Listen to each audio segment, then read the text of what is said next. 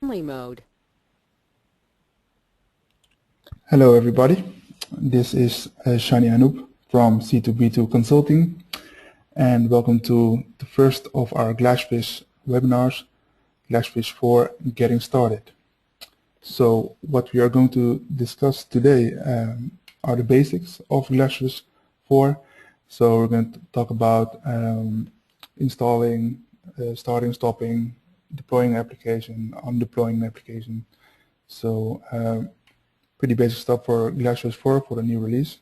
In the next set of webinars that we're going to present for GlassFish, we're going to discuss some more advanced subjects. So next week there's a webinar on high availability features of GlassFish. The week after that we have another one on the operational monitoring, so we're going to look at the monitoring options or the logging options that are available. And our last webinar will be about migration of applications to GlassFish. Let's say you already have an application, you want to know how to move that to GlassFish, what kind of gotchas are there. So this webinar, as I said, we're going to focus on the basics. So I'll start off with a quick introduction on GlassFish, what it is. We're going to talk about the installation. So all of this will come with a demonstration of how to install it on a Linux environment. I'm going to show you also how to start, stop it, how to access the admin console, and how to do deployments of applications, and what kind of methods are there to do all of those things. So if we're talking about the GlassFish application server, it's another application server from Oracle. So this is an open source one that they have. So it was originally developed by Sun Microsystems. After they acquired it, after Oracle acquired Sun, this came along with it. So I think in the beginning there was a bit of worry in the community on what they were going to do with it. They already had Oracle application server and their marketing WebLogic as their high-end application server, but they still continue development as it is the reference implementation for the Java Enterprise Edition. So with any new version that comes out for the specification of Java Enterprise, GlassFish will be the first to implement all of that. So if you want to explore the latest features of the Enterprise Edition, you should choose GlassFish. Of course, Oracle also wants to make money from it, so they also offer another edition, which is Oracle GlassFish Server, as opposed to the GlassFish Server Open Source Edition. And the commercial edition has some enterprise add-ons. For example, if you want to do session replication with coherence, or if you want to have want to buy the Oracle support, so you can call somebody, you can go for the licensed Oracle GlassFish server. So what we are going to talk about today is only the open source edition. So the one that is freely available, that's the one we will discuss and demonstrate. I think the idea that Oracle has, I think they're using the same as what they were doing, the same strategy as what they have from MySQL. They offer an open source MySQL version for everybody to use. They have a commercial edition for the ones who need some more extra features. And if you want to do, the heavy lifting, you'll want to use WebLogic. So discussing what is new in GlassFish 4, in the latest release. So basically the things that are new is everything that is new in Java IDE 7. So all of the features that are new for IDE 7, those will be new for GlassFish 4. If you look at the release notes, they also mentioned that they haven't focused on other features like clustering because they focused strictly on this Java Enterprise release. So the things that are interesting for Enterprise Edition 7, which are also mentioned on our blog on the same subject, is JMS 2.0. So it's the new version of JMS, which makes it easier for developers to create JMS-based application. It's the new RESTful API. That means the RESTful Web Services JAX-RS. It's a new version for that. They have support for the more modern type of application with WebSockets and JSON if you want to build a more modern web application. And another one that I'd like to mention is batch application. So all of this comes included with GlassFish 4. You can use it straight away. And there's also, let's say, administrative features. For example, for the batch application, you can see from the command line which jobs are scheduled or which are supposed to be running. So basically, everything that is new in E7, that is new in GlassFish 4. So if you're a developer and you want to know which IDE support GlassFish as of now, of course, NetBeans, which is kind of a companion IDE for GlassFish. If you download NetBeans, you already have a complete install of GlassFish 4.0. So the newer version of Eclipse also have support for GlassFish 4.0, and surprisingly, JDeveloper doesn't have it yet. I mean, JDeveloper is more coupled with WebLogic, I think, because if you have a JDeveloper, you also get a WebLogic installation for free. I did see a blog post that there was a new version released for Oracle Enterprise Pack, so the plugin for Eclipse. So it might be that Indigo or Helios are supported if they are supported by the new Enterprise Pack. So before installing GlassFish 4, what do you need? So the requirement is that you need to have Java 7. So on the system where we're going to install GlassFish, you need to have the Java 7 JDK installed, and to make sure that that the installer can find it, you need to set the Java home to the location of the JDK. So if we're talking about free ports, that's I mean the network ports. When starting GlassFish, it is using, for example, port 4848 for the administration and port 8080. In the release notes, there's a whole list of ports that should be available. So this space is also required, but it's very minimal. I think if you have 250 MB, it should be more than enough, because GlassFish itself is not that big. So if you're talking about installation, there are two options. When you look at the download site for GlassFish, so let me open that for now. So we're going to install GlassFish on a CentOS Linux environment, and as I told you, you need to have the 7 version of the JDK. So if you can see this, there's 1.7.0, which is good. And if you look at the Java home, it should be the same JDK. So if we're talking about the download of GlassFish, so it's freely downloadable, of course. There are two options. There is the zip file option, which is the quickest way to get started. If you want to start a GlassFish environment within 5 minutes, that's the one you should choose. It has everything. So you download it, you unzip it, and you basically have a complete install, and you can start it straight away and deploy directly.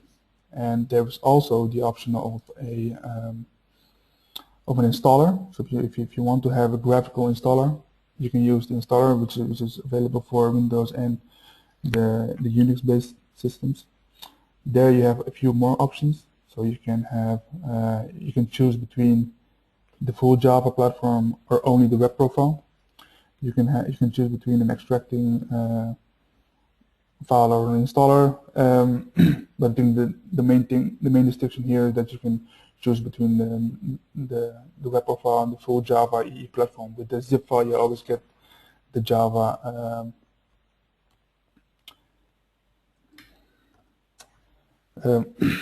So what else is different? Yeah, in the installer you can have a few options. You can install the JDK, so you can configure a different one, and it comes in multiple languages. So as I said, with the installer, you have a difference in the profiles. So in the full Java EE profile, you get everything there is in EE is supported and is included.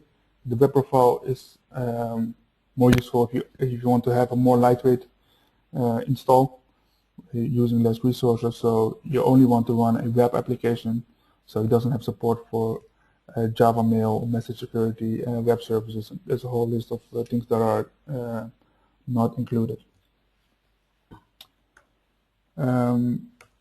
So I'll switch again to Linux to demonstrate the installation procedure. So here I have already downloaded the same files that are listed here on the website. So we have GlassFish zip file and the .sh. So I have two .sh file. One has the web profile, one has the full one. But we're going to start with the zip file first. So we're going to unzip that. I'm going to unzip that into opt Oracle.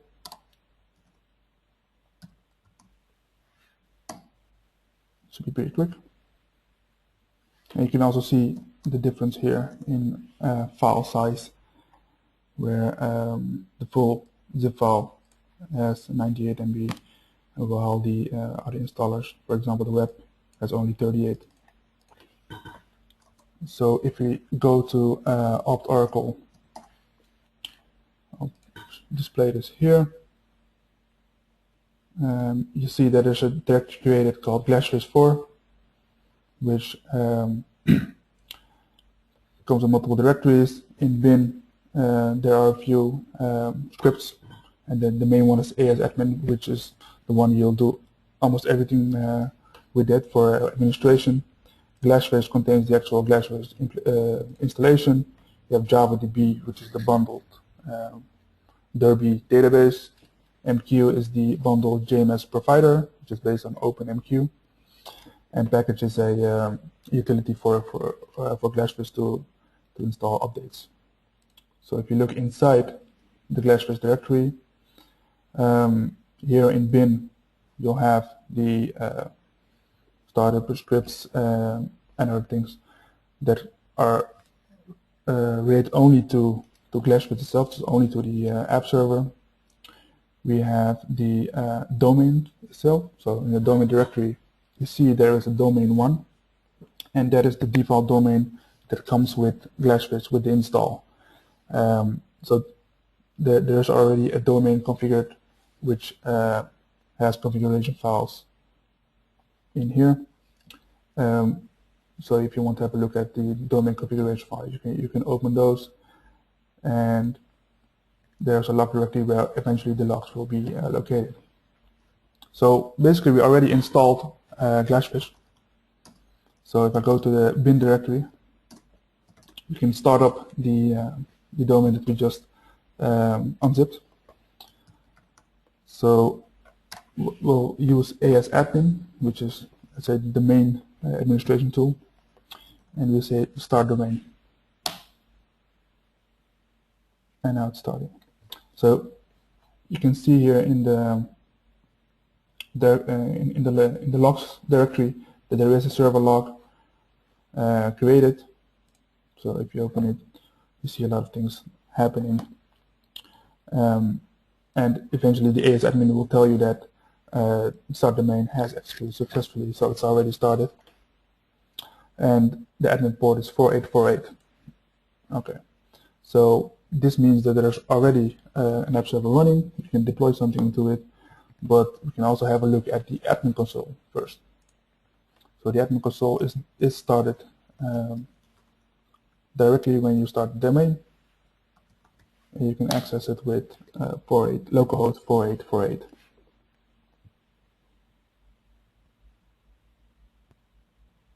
So the first time takes a while.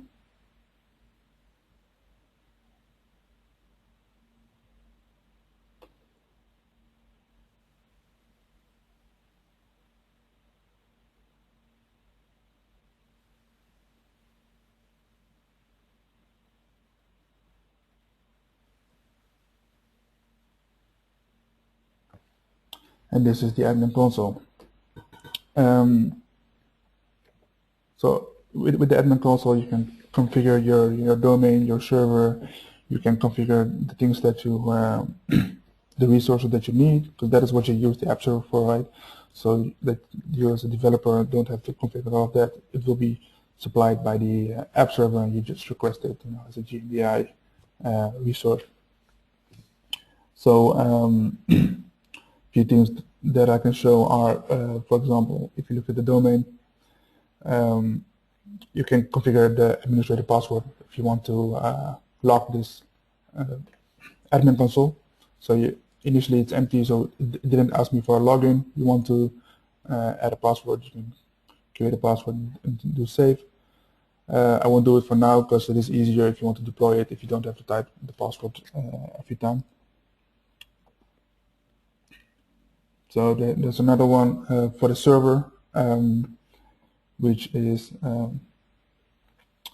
if you want to view the log files, you want to stop or restart, you can monitor what is happening inside the server. So by default, nothing is configured yet for monitoring, so you have to do that manually. Another thing that is always interesting, everybody uses JDBC resources in the app server. So you'll see that there's a default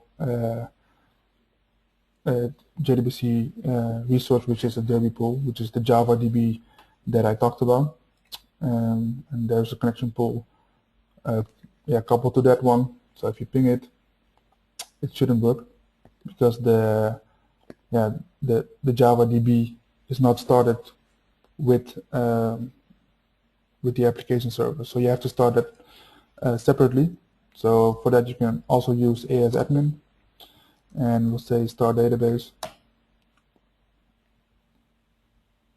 and it will start the Java database that is bundled with GlassFish. So if you ping it now, it should respond. So we have a ping succeeded. Quick thing that I want to mention, on the monitoring, say nothing is configured for monitoring, so you don't see a lot of statistics or what's actually happening inside the application server. So if you go to monitoring data and configure monitoring, you can say that you want to log the JDBC connection pool, or you want to log what is happening or you want to monitor. It's not logging, it's monitoring. You want to monitor what is happening here, and then you can actually see stats on the JDBC connection pools. So otherwise you will only see the configuration options. I think we can go to monitor and see on the resources side. Now you see the JDBC connection counts and details. So how many have timed out, how many are waiting, etc. Another thing that I can show you is in configurations. For example, if you want to change the JVM settings, you go to configuration JVM settings, and then you'll see, for example, the heap sizes if you want to increase that. Okay, that was a bit of introduction of starting it. So if you run the if you run the installer, you can also create an answer file if you want to run the installer again in silent mode. So there's something that I didn't mention yet about the installer. But if you run the installer with -n, you can create an answer file, and you can edit it, change port names, port numbers. I mean, port numbers or host names, and run it again in silent mode. So if you want a scripture installation, you can do that with the graphical installer. I talked about the directory structure a little bit. So the things that are important being the config directory, the log directory, so starting and stopping. So as I mentioned, use ASAdmin to start it, and you can use it in the same way to stop it. So there's a list domains command. and you see domain 1 is running. So we want to stop it.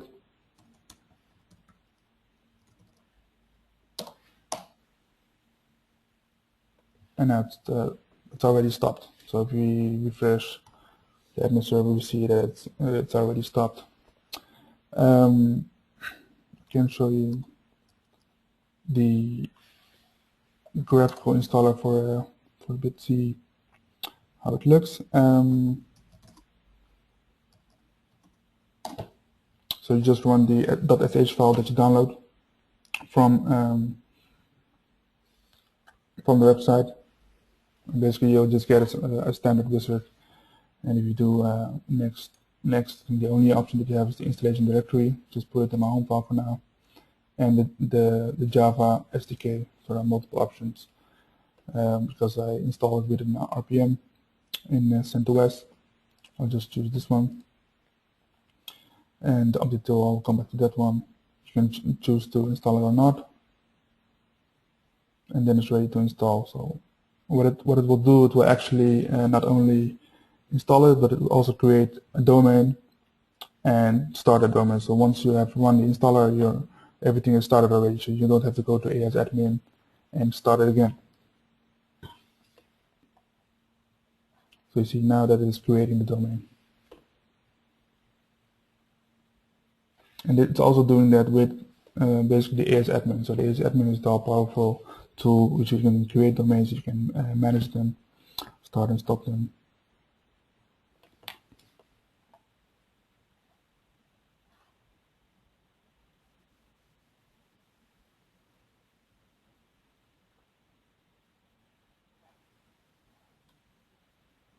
Alright. So it's started, and if I run the refresh the admin console, it will be there. Okay. So that includes the starting and stopping. I showed you how to start a database. Basically, you go to ASAdmin and you run start database, and it starts with JavaDB, which is the default data source. Usually, you will have your own data sources defined. So I've also showed you the admin console, which is started when you start the domain. And what you would usually do when you have installed GlassFish, you might want to change the password. Maybe not if you're on a development machine, but on a machine that is testing or production, you might want to do that. Another thing that you might want to do is installing the automatic restart. So it is possible to start GlassFish on boot. And the way to do that is just to say ASAdmin. I have to go to the, so I have another one here. So you go to ASAdmin and you say ASAdmin create service, and it will create the installation script. You do need root privileges for that. So you sudo, and it has created init.d scripts. So when I restart the server, it will already start GlassFish. I think to remind is that if you start it like this, you also need to stop it with the same init script. It doesn't always work when you just go to the bin directory and then stop it. So another thing that you might want to do after installing GlassFish is the JVM options, for example, tune the memory settings if you have large applications. Configure the monitoring. So what I showed you earlier on, go to monitoring data in the admin console and enable JDBC or JDBC monitoring and web monitoring, so you can see some useful information about your application server. So deploying applications, there are two ways to do it. You can do it on command line on the admin console, or you can do it with the auto deploy folder. So if I go back to my Linux machine, and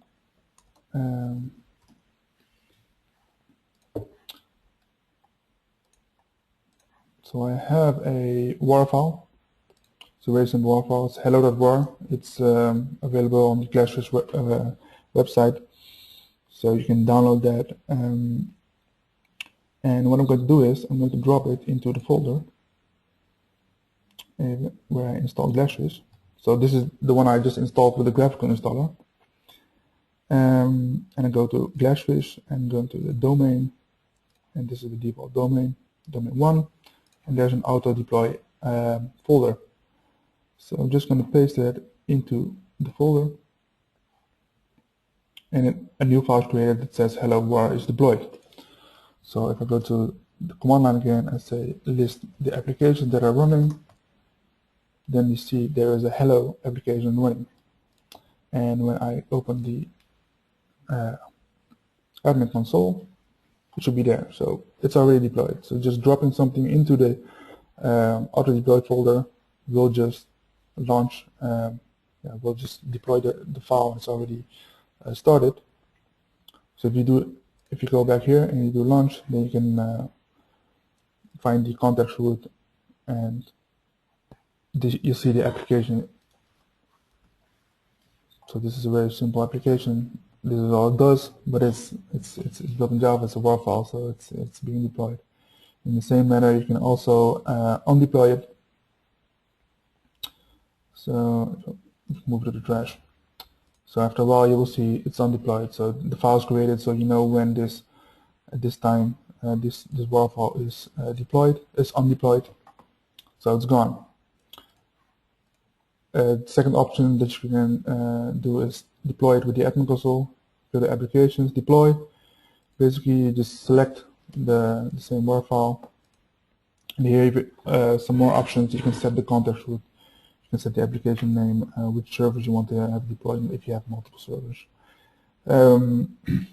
So if you do that, it will be deployed too. Okay. And finally, you can also do it with ASAdmin. If you do it with ASAdmin, and you say deploy opt deploy hello.war, and it will try to deploy it. This time it fails because it is already there. So we'll just use ASAdmin to undeploy it. So we're going to undeploy hello. It says it's undeployed. So when we refresh, we see it's gone again. So you can deploy with the auto deploy folder, which is the easiest. It's something that you might want to disable when you are in a production environment or in a controlled environment. You can do it with the admin console, or you can do it on the command line with deploy and undeploy. So the same with undeploy. You can list the application, you can call ASAdmin, say undeploy, or you can do it with the admin console and just click undeploy. So the last thing that I'm going to mention is the update tool. So with GlassFish there is also an update tool bundled, so you don't have to go to the website each time and download the latest versions of the libraries. So this is also located in the same folder as ASAdmin. So you see the update tool, which is a graphical tool. There's a gotcha here where when you try to run it on CentOS 64-bit, because it requires a few libraries that are not installed out of the box in CentOS. So if you see here, the update tool executable was available, but I did not select it while installing. So what it does, it just installs a stub, and when you run it, it is installing the actual update tool.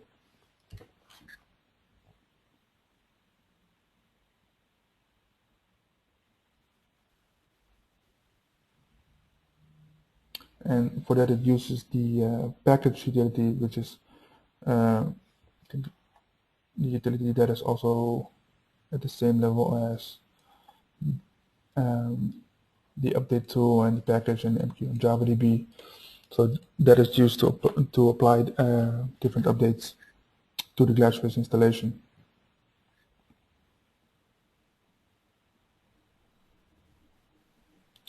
Okay, yeah, so this is downloaded a lot of things. Anyway, with this you can retrieve the latest files if there are any security updates. You can apply this to the existing install. So that about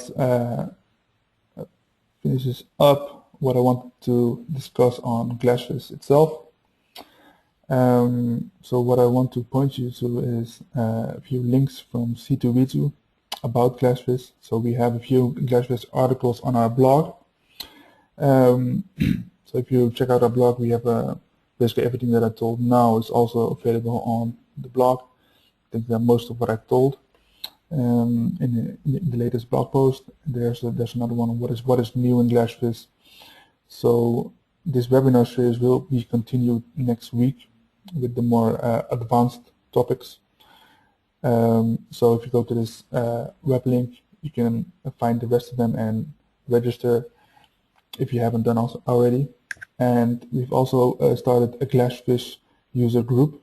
So it's a meetup group that you can subscribe to, and we'll have events where we will have presentations and speakers with a lot of experience on GlassFish, telling you about new features or how they've been using it in the field. So it's very useful if you want to learn more about GlassFish. We have done the same for Gables and got some really good responses on that. And of course, you can check out our website, which is www.c2b2.co.uk, where we have also a lot of other videos and presentations about other Java software, middleware, for example, JBoss or Oracle Service Suite or Oracle Coherence. So I would like to thank you for your time and for listening. I hope it has been useful so far, and hope you will join one of my colleagues for the next few webinars on GlassFish 4. Thank you.